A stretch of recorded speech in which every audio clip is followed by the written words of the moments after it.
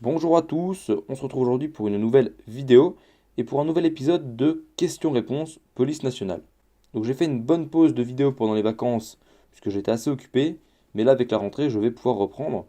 Donc n'hésitez pas à proposer en commentaire des sujets de vidéos pour les prochaines vidéos, des questions que vous avez pour les prochains questions-réponses police nationale, et moi j'y répondrai en vidéo. Je vais essayer d'être un peu plus productif à partir de maintenant, c'est promis. Donc aujourd'hui, le sujet de la vidéo, ça va être quelle est la durée du contrat d'un adjoint de sécurité et est-ce qu'il faut être adjoint de sécurité avant d'être gardien de la paix? Est-ce que c'est utile ou pas? Donc je vais répondre à ces deux questions dans cette vidéo. Donc déjà, premièrement, quelle est la durée du contrat d'un adjoint de sécurité? Alors il faut savoir qu'il y a un contrat de 3 ans qui est renouvelable une fois, donc ça fait deux contrats de 3 ans, soit 6 ans maximum au total. Sachant qu'à partir du moment où vous entrez en école, vous entamez votre contrat. Donc quand vous êtes ADS, vous faites une formation de 3 mois. Donc vos 3 premiers mois de contrat, c'est à l'école. Si vous êtes cadet de la République, c'est un an de formation à l'école. Et il y a une année du contrat, du premier contrat de 3 ans qui est mangé, puisque vous êtes un an à l'école. Donc après, il vous restera 2 ans avant la fin du premier contrat. Je pense que c'est assez clair. Il faut savoir que pour que le contrat soit renouvelé, il faut que vous arriviez au terme de votre premier contrat de 3 ans. Et il faut que vous soyez d'accord pour le renouveler et que votre hiérarchie soit d'accord pour le renouveler. Et ensuite, si je ne dis pas de bêtises, si mes souvenirs sont bons de l'école de police, il me semble que c'est le préfet qui décide en fonction de l'avis favorable ou défavorable du chef de service, donc votre commissaire ou commandant, ça dépend de la taille de votre commissariat ou de votre service, parce que tous les services ne sont pas forcément dirigés par un commissaire. Et donc voilà, donc le contrat est renouvelé si vous le souhaitez et que vous avez un avis favorable de votre chef de service. Ensuite, est-ce que c'est utile d'être adjoint de sécurité avant d'être gardien de la paix? Moi, je vous dirais oui. Je vous dirais que dans tous les cas, ce sera utile.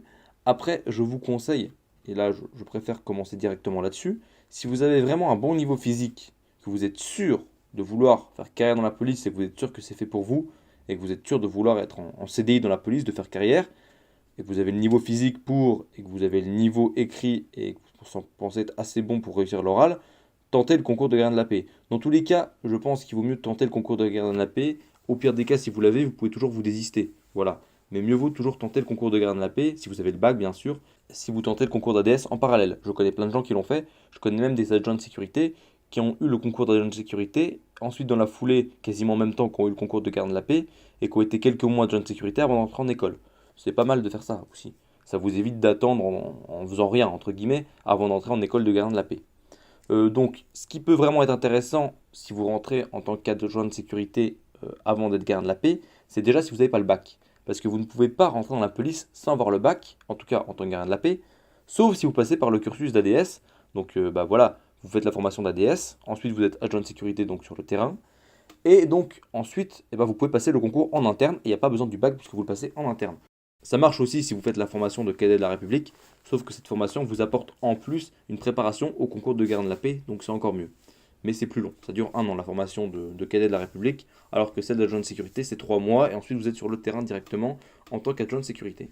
ADS, donc adjoint de sécurité, quand on n'est pas sûr de son choix, qu'on ne connaît pas du tout la police, et qu'on se dit je ne sais pas trop quel service faire, je ne connais pas trop la police, est-ce que c'est fait pour moi? Je trouve que c'est une très bonne option. Je connais des gens qui ont des licences, qui ont des BTS, qui ont un bac général avec une mention, qui ont fait adjoint de sécurité avant d'être gardien de la paix, alors qu'ils avaient le niveau, l'écrit et même le niveau sportif pour être gardien de la paix directement. Moi par exemple, j'ai intégré une formation de cadet de la République, j'avais le baccalauréat professionnel, j'avais pas le niveau physique, donc ça m'a permis de me préparer physiquement pour pouvoir passer les épreuves du concours.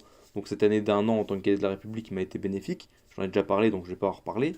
Et dans ma formation de cadet de la République, il y avait des gens avec moi qui n'avaient pas le bac, mais il y en avait qui avaient des licences.